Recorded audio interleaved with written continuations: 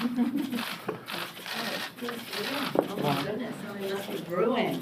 Good morning, everyone. Good morning. Thank you for accommodating our little bit of a later schedule this morning. We're very excited this week to be having H.R. 1 debated on the floor. Tomorrow we'll pass.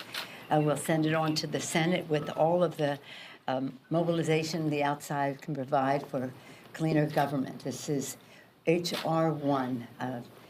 A priority for our freshman class. They'll be on the steps of the Capitol tomorrow to proclaim their support for it.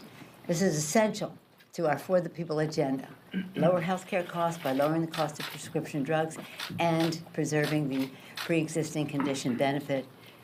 Lower health care costs, bigger paychecks by building infrastructure of America in a green, modern way for the 21st century. But the public belief that we can do that depends on our passing legislation to amplify the voices of the American people and reduce the voice of dark special interest money that has influenced decisions in Congress before. It is also H.R. 1 about ending voter suppression. What are some people afraid of when people have a right to vote? It contains John Lewis's language, fighting voter suppression. It also contains a path to H.R. 4, which is to restore the Voting Rights Act to its fullest efficacy, as it was pushed back by the Supreme Court. And it also is a way to empower small donors over big donors, so that the public again knows that everyone's voice is as important as anyone else's voice. Again, it was it's about confidence, about ending skepticism. I've said in Texas a couple of days ago at such a town meeting on the subject of H.R. 1 and how it related to voter suppression, that when we talk about voter suppression, we largely talk about reducing the hours that polling is available, the number of polling places, the number of days. It's about time and location, et cetera, in certain areas where polling places are closed. But one of the big suppressors of the vote is the suffocation of the airways by big, dark money, misleading the public, not telling the truth about what is at stake in the election, and public throws up their hands and then just decides not to vote. So this is about honoring our democracy. We said we were going to do it as we have proceeded, building on what we talked about last week.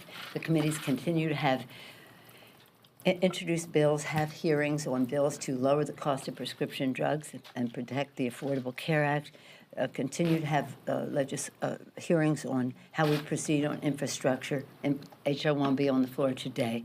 We also said we were going to pass legislation to advance common sense gun violence prevention, and we did last week with H.R. 8. Next week, we'll be launching our Equality Act to end discrimination for the LGBTQ community, and we will also be launching our initiative to protect the Dreamers and the temporary protective status persons in our country.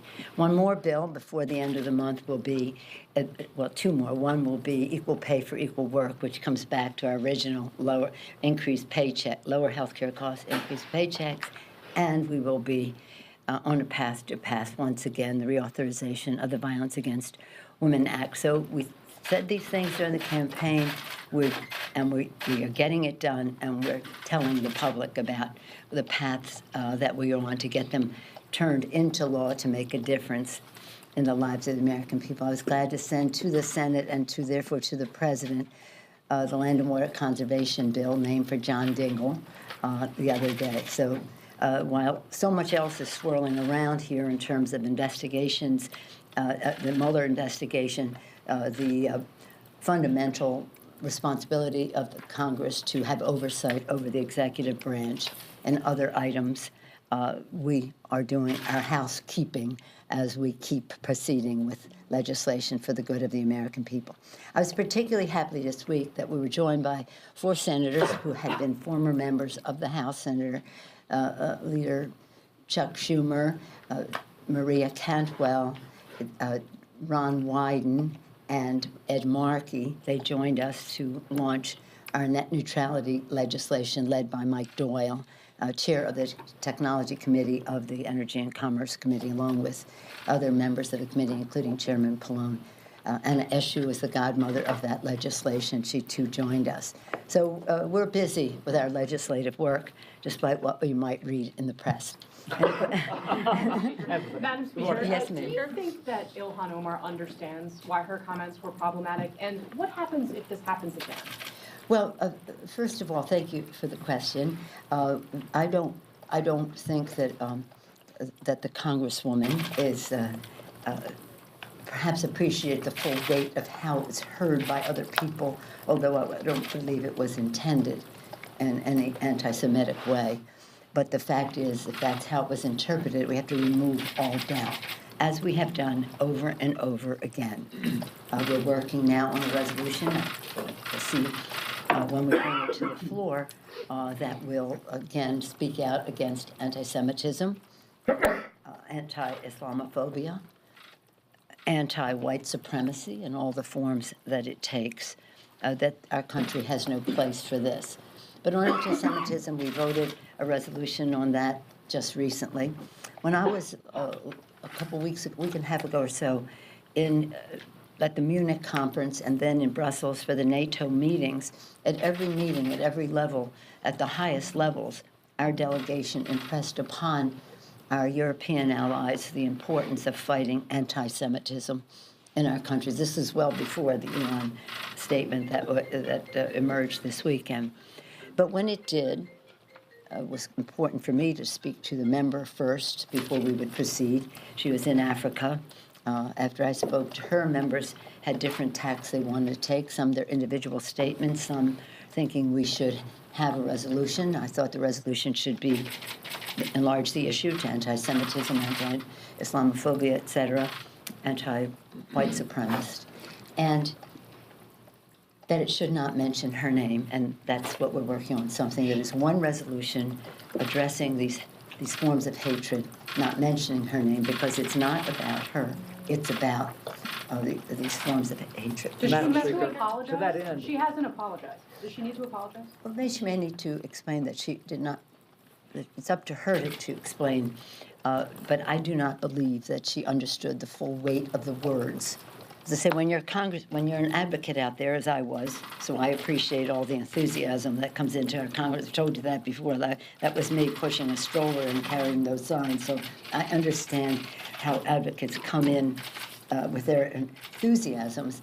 But when you cross that threshold into Congress, your words weigh much more than when you're shouting at somebody outside. And I feel confident that her words were not based on any anti-Semitic attitude, but that she didn't have a full appreciation of how they landed on other people, where these words have a history and a cultural impact that may have been unknown to her. Madam Speaker, thank you. And to that end, I know... Did I call on him? Did you hear me? You sure looked at me, so that's right. Thank you. Does that count? No, Go ahead, that was my ahead. question for you. Go ahead. But thank you. There was concern about motions to recommit Yeah. that your side has had, and I know how important H.R. 1 is to your side, and that if you didn't address this right away, that could be the motion to recommit and try to undercut what happened with the firearms bill last week and so on and so forth. So was that part of the decision to go ahead at this point and get this done out? Explain why. No. The Republicans will never fail to have their xenophobic motions to recommit, as they did last week. It doesn't matter whether we have a resolution or not. So this has nothing to do with that. This has to do with I see everything as an opportunity. This is an opportunity once again to declare strongest possible opposition to anti-Semitism, anti-Muslim statements, anti-white supremacist attitudes, where the president may think they're good people on both sides. We don't share that view. So it has nothing to do with that. However, I do grant you that the Republicans will try to put these kinds of statements in their motions to recommit. But that's housekeeping. That's not policy. Madam Speaker? Yes, ma'am. Yes, sir. Obviously, Leader McConnell was very opposed to H.R. 1. Yesterday, he said, "I believe we can actually win elections against people who vote for this." Do you think H.R. 1 puts any pressure on some of your members in purple districts? No, no. In fact, many of the members in the purple districts are the ones who are the strongest proponents for H.R. 1, so I appreciate your question. What the senator is saying, and with all the respect in the world for his leadership role, he has also said the problem is not that there's too much money in politics, Mitch McConnell said, it's that there's not enough money in politics. Well, we vehemently, completely, thoroughly disagree. But it's about money in politics and what how that destroys the confidence people have in the political process, but also it's about voter suppression. And so whatever they say, what they are voting, when they say they're against H.R. 1, they are against removing obstacles of participation to voting in our country. How do you explain that to our founders? I did everything in my power, founders, to make sure that people did not have access to the polling place, those who were eligible to vote, and to be sure that they could vote and that their vote would be counted as cast. I don't know if you were here when I announced my Too Hot to Handle Club. I think it was last week. We just have to make some of these issues too hot to handle in the public. The shutdown of government was too hot to handle. When we long ago passed the Violence Against Women Act, which is coming up again, we made it too hot to handle because the Republicans would not bring it up in the House.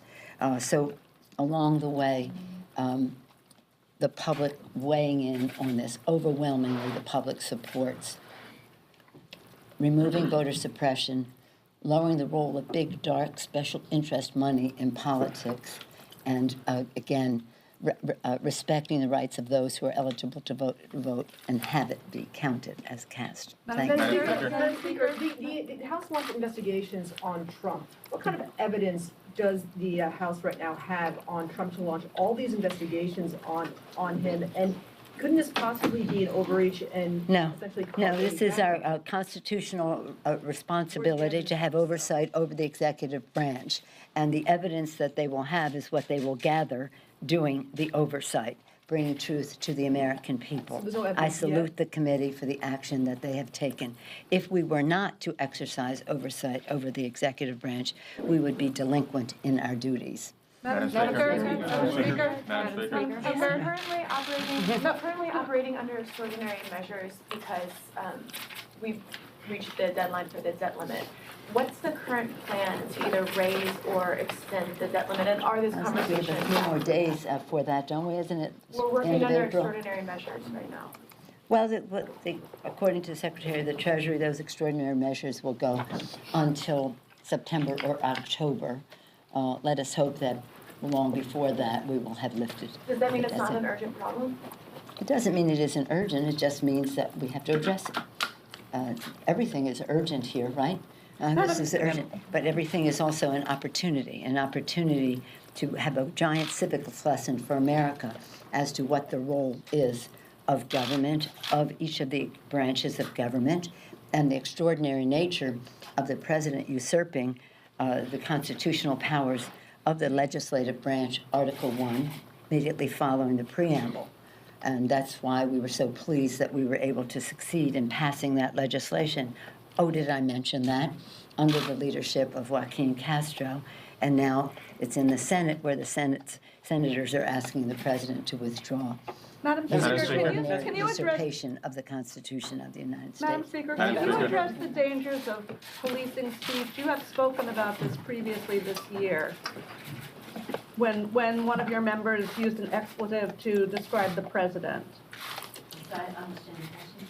Earlier this year, when one of your members used an expletive to describe the president, you said you weren't going to be policing speech, and I wondered if you could talk about the wisdom of, or the dangers of policing the speech of your members. Well, we're not policing the speech of our members. We are condemning anti-Semitism, anti-Islamophobia, and we are condemning white supremacy. So that is what we are doing.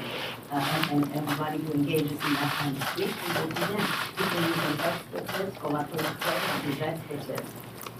What was his language? I'm more concerned about what he does to hurt children at the border, to degrade the air that our children breathe and rest. I'm more concerned about his policies than his personality or his language. But nonetheless, if we're cleaning up everybody's language, we could start in the time. Thank you.